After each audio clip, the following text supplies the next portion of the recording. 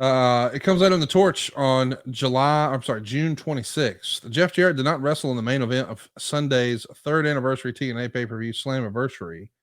Although heavily advertised for the King of the Mountain match with 4 other wrestlers competing for the NWA World Heavyweight title, he bowed out of the match voluntarily.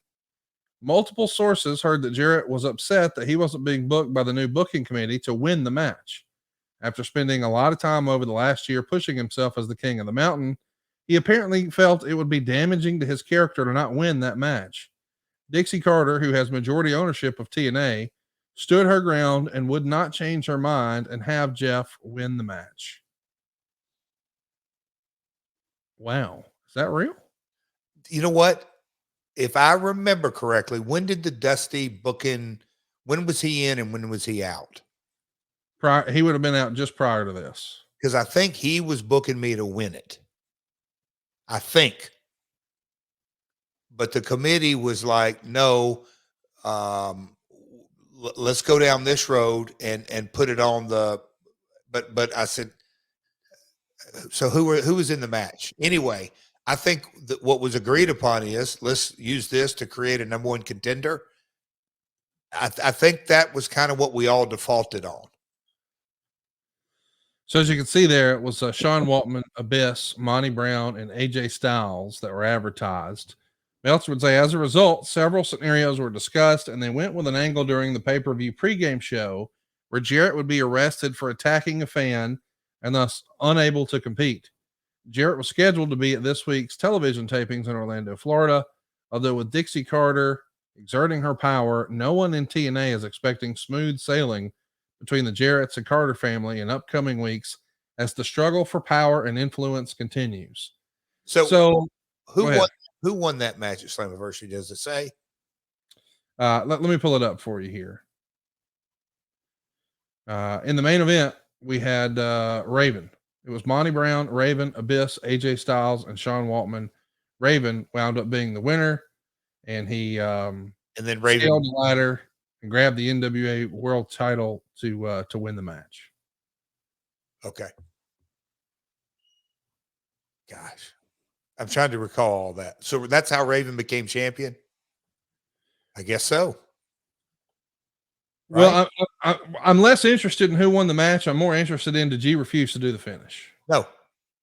So why is it written here that you refused the finish? I have no idea. Play along. Let's guess. Yeah. No, I mean, I was in the match and then out of it. So AJ Styles was the champ since May of 2005. He won it at Hard Justice. Oh, so AJ was the champ. AJ was the champ. And then he dropped it to Raven here at Slammiversary. You won it back in Windsor in a Ravens Rules match, September 15th. So I wasn't even the champion going into it. No, but you were supposed to win. It's not about you being champ. It's the King of the Mountain match. You've been calling yourself King of the Mountain. Now they want you to lose your own match. Yes. I do think that sounds logical to me. It wasn't about the championship. And Dusty said, hey, we're going to have this match. Which would have meant that if you won the match, you were the champ. So so what we're talking about is the same thing. We were splitting hairs about, did you have the belt? Did you not have the belt? At the end of the night, were you going to be the champion?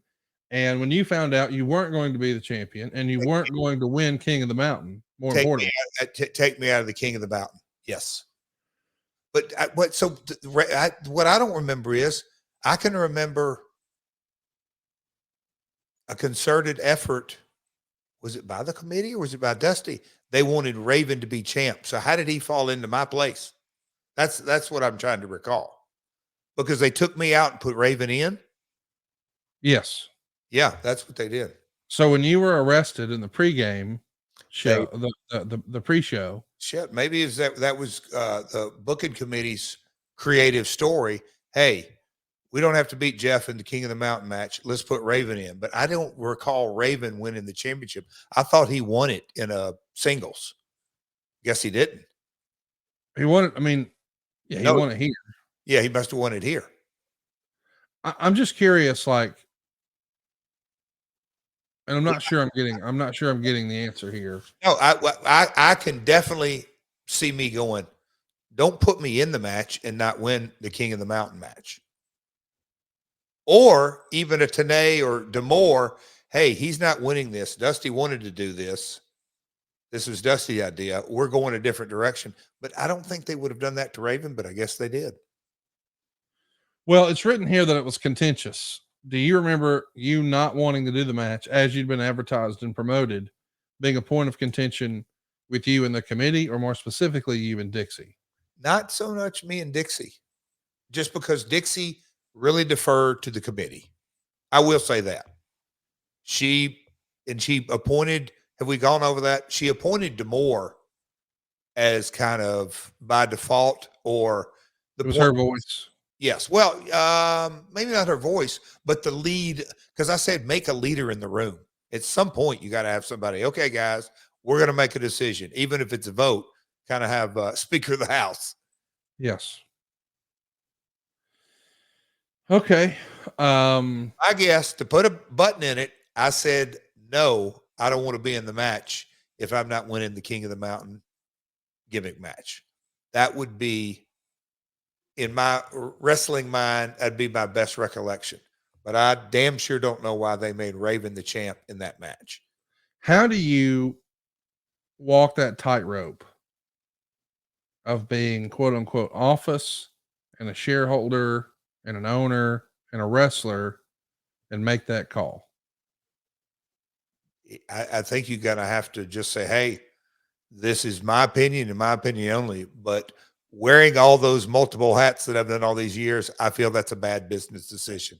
Therefore, that's what I believe. And therefore, that's what I'm going to do. Now, if you disagree with me, that's obviously a welcome disagreement, because we all can't get on the same page and agree on everything. So if that's the direction you want to go, I get it. I'll be over here. Y'all go do your thing. What does "I'll be over here, y'all go do your thing" mean?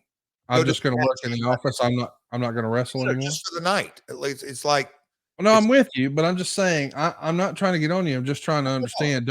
Don't you set a precedent, because you're going to be in the future asking guys to do jobs. Oh no, I'm saying for the one match.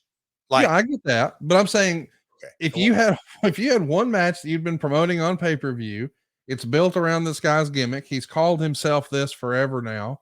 And now the match finally gets here and you want him to lose. I guess what I'm asking is, if someone had done this to you, yeah, if you were the office delivering that and they said, well, no, take me out of the match, I'm not going to do it. Like, I could see how that would just chap your ass without question. And I understand that on some level, your attitude has always been, hey man, who cares? Run the play. But now that is like the office perspective. Hey man, who cares? Run the play. But the wrestler's perspective is, well, yeah, but I got to go make money with this name and this gimmick and this persona after tonight. And that does me no favors. So I don't want to do it. And to me, like, you are at an almost unwinnable position here of, do I protect my wrestling persona and the asset and the creative that I've built in this character to maybe my own detriment politically from an office standpoint? Like, doing the right thing by the Jeff Jarrett character might not have actually helped Jeff Jarrett, the businessman, in the future. And if one's talking to the other, the businessman goes, man, I don't like this asshole, this prick. He's dictating creative. But I also know from my long career in Memphis, you always have next Saturday morning to rewrite the story. You know, you don't like it, but you kind of play the hand you're dealt. Yes. I mean, and a headbutting, conflict of interest, all the above. But I mean, I had those kind of conversations with Dixie multiple times. Dixie, at the end of the day, it's on your shoulders, period. Your family is the majority. With that being said, that doesn't mean I have to go along with everything you're saying. And if, right. You know, if I don't want to say principle, because that's really a silly thing to say in creative, but I can easily remember me saying something to the effect, for tonight, that is something that I believe goes against the King of the Mountain character, With that being said, here's multiple solutions. And I know next pay-per-view or next TV or whatever it may be, we can all kind of figure this out and move on down the road. If you're saying this is a my way or the highway, well, you need to tell that to me now. So you had that conversation here, or you're just saying hypothetically that's what it would have gotten to? It just didn't. It could hypothetically. Yeah, we didn't have that. No. So this was not one of those contentious moments. No, my gut tells me and Scott probably had a phone call or a conversation, or maybe me and the committee. And I'm like, hey guys, I hear you loud and clear. And it's probably been a little bit of a turmoil, dusty out. You guys are in, you got to make the decision. Hey, that doesn't work for me. I hope I don't feel like I'm disrespecting. Dusty told me one thing, we're going in a different direction. I get all that. That is my moniker. Why don't we come up with an alternative and move down that road? To me, I think Raven winning in that scenario makes perfect sense, just based on what I've heard Bruce talk about and Eric talk about before, in that wrestling fans love surprises. And maybe okay. I didn't mean to cut you off. For him not to be a part of the match and then announced in the pre-show that he is in the match and he winds up winning. Okay. That's a fun surprise. Well, I'll kind of take that spin. See, I'll take that spin on it. But Raven had been on that chase a couple of times. Okay. So if he's a surprise winner, yeah. If he had been kind of in a build, I don't know. Here we go. Creative is subjective. Yeah. I get you. I'm just fascinated by the fact that this is a King of the Mountain match. You were under the impression you were winning. When you're told you're not, you say, no, I'm going to take a pass. I don't even want to be in the match. And there wasn't a major problem. Do you think it caused any problems or hard feelings with you and any of the roster or anyone on the committee? Or is this just one of those things where people understood and we moved on? There's no doubt 2 or 3 years into the business, I got a very good understanding. Every decision you make is going to be divisive in the locker room. It's just that simple. It still exists today. You know, that stat that you were having fun with, I'm sure that rubs a lot of folks the wrong way. We'll fucking wrestle more matches. Well, ta-da. I'm not talking about the people that were on that list. I'm talking about fans. Oh, well, who gives a shit? Well, you're kind of saying, I mean, I'm saying, but you know, in the locker room,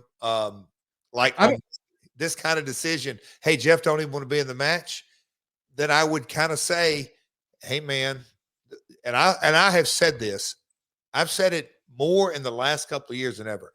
When I really look back, Vince McMahon took care of Undertaker in a lot of ways. Almost every way.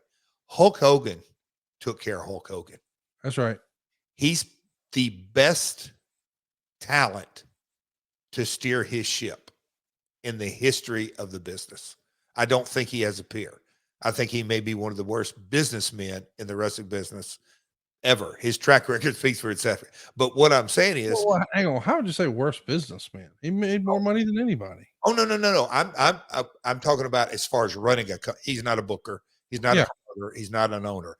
No, he's the very best at running Hulk Hogan business. Yes. I mean, or running a wrestler. I look at his track record. It's unbelievable. I'm giving him flowers here. Maybe not coming up in a huge way. I'm saying that every talent has to kind of have a certain degree of that. I think Lawler was fantastic. Lawler was part owner of the business, and his relationship with the Mole Man, look how far that got him. Hey, Jerry, I'm such a hot commodity here. And the big power play that happened at Memphis TV, my dad was like, hey, this is a no-brainer. Yep. You get 10% of the company. Literally. I mean, that's how, you know, that's so you kind of have to, and I know it doesn't completely operate that way today, but that's how the industry works. The talent has to kind of have an ebb and flow, give and take. But that's the nature of the beast. Am I making sense on that kind of talent having, you ask, your question was, you think that rubs some people in the locker room the wrong way? Oh my God. Every decision a talent makes on some level rubs talent the wrong way. So you got comfortable with that early in your career? I got lucky. I was blessed. That's the reality. Yes, I dealt with it in Dallas. That was a huge education with Devon Eriks. I'm like, now wait a minute, Kevin and Carrie, you son of a guns were hemorrhaging money, not just getting a goose egg. Y'all were writing personal checks out of this bad boy. Now, old man Jarrett comes out there, and you boys are not just wrestling money, syndication money with Max Andrews, getting fat checks. But y'all don't like the decisions he's making, basically solely based on ego? What? But no, that's the education the business gives you.